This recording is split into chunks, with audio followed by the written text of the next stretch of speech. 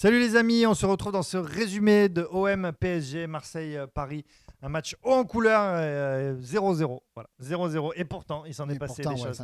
Il s'en est passé. Il y a eu 2 buts même en première mi-temps. Le Paris Saint-Germain qui a ouvert le score avec on va dire un but gag, un petit peu un centre repris par Luan Pérez qui fusille Paul Lopez. Et on était dégoûtés, on y a cru. Et non, il était hors jeu. Il était hors jeu au départ du centre, Neymar. Et du coup, ça reste à 0-0. Quelques minutes plus tard, l'Olympique de Marseille qui marque un but magnifique avec Lirola qui s'arrache, qui joue en 1-2 avec Camara et qui donne ce ballon à Milik qui transforme.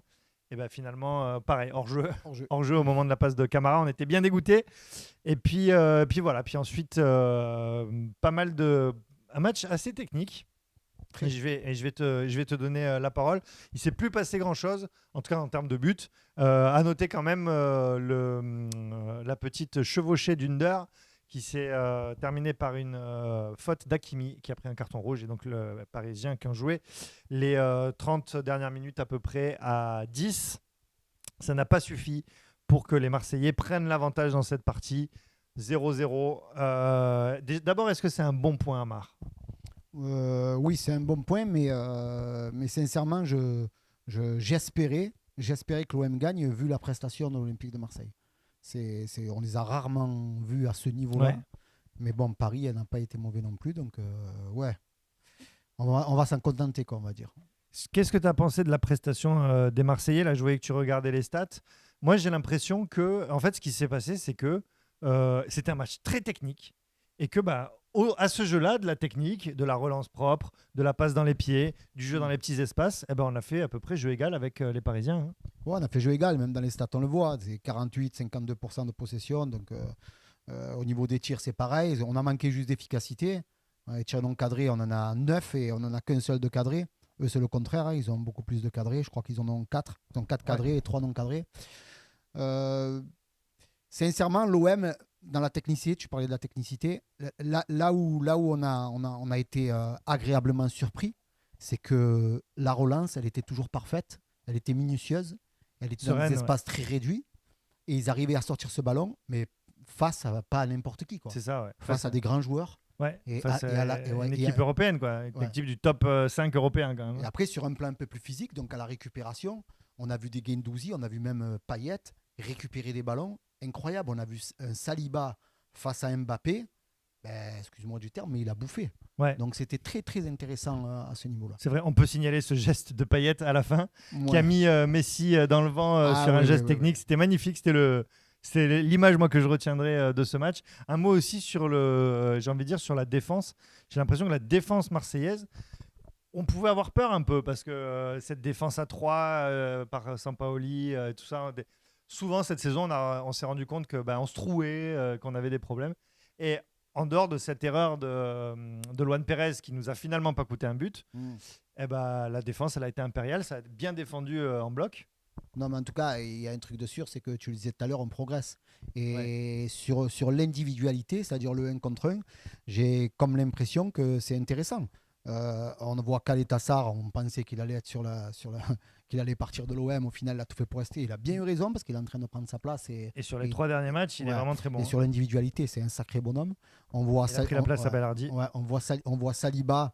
On voit Saliba qui est en train de s'affirmer. On voit Luan Pérez que je trouvais un petit peu moyen en début de saison, que là je le trouve, il monte en puissance. Il est très bon, mais il fait une bourde par match. J'ai quand même l'impression, tu vois. Ouais, ça va, ça n'a pas coûté cher puisque le but n'y était pas. Mais à côté de ça, il a fait un match de fou quand même. C'est un truc de fou. Et puis même, tu parlais de Balerdi, il n'était pas là ce soir, mais Balerdi parce qu'il va moins bien. Mais quand Balerdi il est là, dans l'individualité, il est aussi bon que les autres, quoi. C'est dans l'individualité, je parle. Après sur un placement, un travail en zone et tout, c'est beaucoup plus délicat. Mais c'est pas ce qu'il demande, Sampaoli. Sampaoli, lui, ce qu'il demande, c'est que le bloc soit très haut.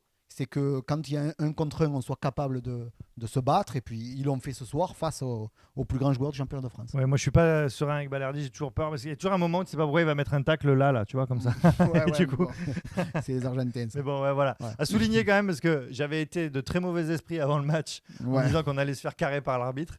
Et à souligner quand même l'arbitre qui a fait un match correct. Hein. Il a arbitré franchement, correctement. Il y a 2-3 fois où on a gueulé. Voilà, on va pas le nier. Bon, des fois, on lui a dit qu'est-ce qu'il faut, puis quand on regarde le ralenti, finalement. On lui a insulté toute sa famille, et puis finalement, à la fin, il avait raison. Donc voilà, mais c'est évidemment très cathartique tout ça. On va passer à la star du match, Amar. Pour toi, la star du match, c'est Pour moi, c'est Saliba. Ouais. Pour moi, c'est Saliba parce qu'il avait un drôle de client. On connaît tous Mbappé, sa fraîcheur, sa jeunesse. Et puis quand même, on connaît Saliba, sa fraîcheur, sa jeunesse aussi, sa vitesse.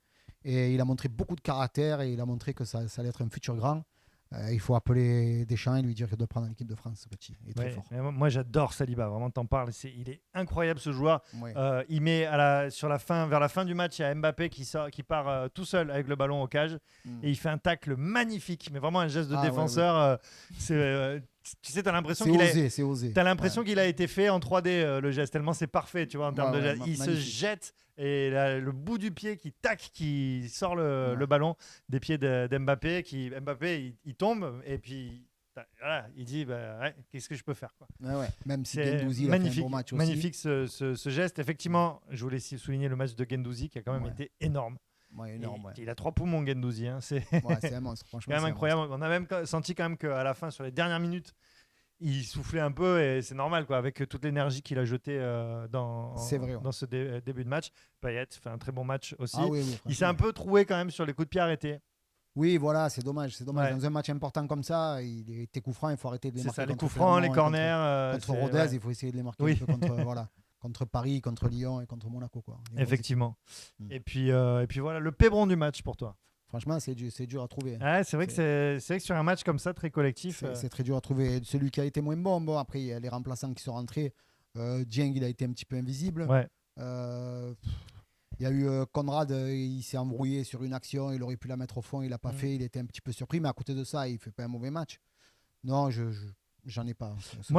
Pour ce match, j'en ai pas. Moi, j'ai pas aimé les remplaçants, c'est pour ça que mon pébron du match, alors c'est un peu abusé, mais je vais mettre Sampaoli. Parce que je trouve que son coaching était pas. Je comprends pas son coaching. Alors, si on avait. Je crois que même lui, il le comprend pas. Non, mais bon, voilà. On jouait à 11 contre 10 et on avait pas mal d'occasions de marquer. Et puis voilà, ces entrées là de Conrad, de Gerson, de Gay. Et ça, il faut le retenir. Le retenir, c'est que lui, quand il a une idée, il va jusqu'au bout. C'est-à-dire, il a fait que du poste par poste, il n'a pas changé de schéma tactique.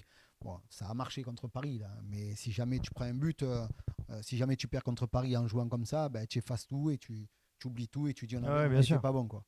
Donc il y a ça aussi. C'est vrai. Mais ouais, j'ai pas très bien compris son coaching, donc je vais mettre Sampaoli en pébron du match. Avant de se quitter, on va regarder quand même le classement, parce que finalement, du point de vue comptable, c'est pas tant une bonne opération que ça. Pour oui. Bon, vu qu'on se retrouve 4e, donc c'est la combien de journées expulsé du podium. La 11e, c'est ça. C'est la 11e, ouais, tout à fait. Et on a un match en retard contre Nice. Non, mais même, c'est long un championnat. Et regarde comme c'est bien fait, c'est-à-dire que Nice, c'est incroyable, hein, scénario. Ils perdaient 2-0 contre Lyon. Ils ont gagné 3-2 dans les dernières minutes. Incroyable ce match. Et du coup, ça expulse Marseille du podium. Mais le match en retard de Marseille, évidemment, c'est contre Nice. Et c'est mercredi. C'est une occasion de passer. Donc voilà, ça va se jouer. Tout va se jouer mercredi prochain. Il faut absolument pas perdre ce match. À huis clos, non ? Et à huis clos, ouais. Et je sais même plus où c'est. C'est ni à Marseille. C'est pas à Nice, mais c'est sur un autre stade. C'est sur un stade neutre. Ouais, c'est sur un stade neutre. Au Maroc, non ? Je sais plus, non, à Grenoble, un truc comme ça. Non, c'est pas au Maroc en tout cas. Stade neutre en Suisse. Et donc voilà, Paris premier, Lens et Lens qui a gagné encore. Hein. 4-1 contre Metz et qui est bon deuxième, hein, avec 21 points. Lens qui est solide, Lens qui est bon. Voilà. Bon voilà, Nice et Marseille, on en a parlé. Et puis ensuite Lyon qui se retrouve 9e. Du coup, après cette défaite contre Nice. C'est ce qu'ils méritent. Alors qu'ils étaient sur une bonne dynamique. Il fallait gagner contre Nice. Mais ouais, Lille 10e. C'est marrant comme ce ventre mou avec Lyon. Lille et... Écoute, tu vois, il y a pire que nous. Hein.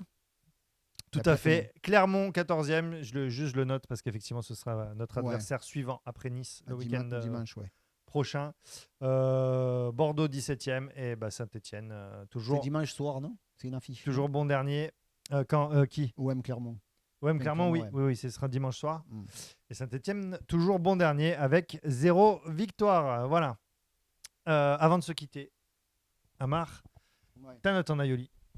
Ah ouais, là, je vais mettre une belle note. Je vais mettre 5 Aioli. Ouais. Ah ouais, toi, tu claques le 5 Aioli. Ouais, non, c'était un match. Franchement, c'était un super match. On a même vu Raphaël rester devant le match en ébullition, au moins 30 secondes. Quoi. Et c'est vrai que c'est rare de voir le Seigneur concentré dans un match. 3 secondes, il fait ça, bon... En général, ça arrive 2 fois par saison pour l'OM Paris. Et encore les saisons où on joue quelque chose, parce que ceux où tu perds 2-0 à la mi-temps... C'est vrai, j'ai jamais vu quelqu'un qui regarde autant le football et qui n'aime pas le football. Allez, moi je vais mettre 4 Aioli parce qu'on a passé une méchante soirée, mais le 5 Aioli, c'est si on avait mis ce petit but là qui nous aurait fait je mets 5 quand même parce qu'ils méritaient de gagner, ils ont fait tout ce qu'il fallait. C'était bien quoi. Ce sera 4 Aioli pour moi, ça fait une moyenne. Paris a bien joué aussi et l'arbitre a bien arbitré et les supporters ont été corrects. On a vu un match parfait ce soir. Mais Paris, mais c'est des enculés quand même, il faut préciser. Ah ça toujours, voilà, évidemment. Bon, c'est entre nous ça. Allez les amis, on vous embrasse, on se retrouve mercredi. Où ça sur le Tarpin-Bien, évidemment, à 9h moins 10, avec César. J'allais dire sur le Phocéen, mais bon. On les embrasse, nos amis du Phocéen. Donc 20h50 ici sur le Tarpin-Bien, ce sera pour Nice OM, match rejoué finalement. Et puis voilà. Et puis demain, moi je serai mon OM à moi avec César justement, Radio Star, évidemment, à 19h sur Radio Star. Bisous les copains et puis bonne semaine et travaillez bien pour ceux qui travaillent parce qu'il y en a qui se lèvent tôt le lundi et... Non, on s'en bat les couilles ou pas? Non, t'en bats pas les couilles, je me lève tôt aussi. Ciao.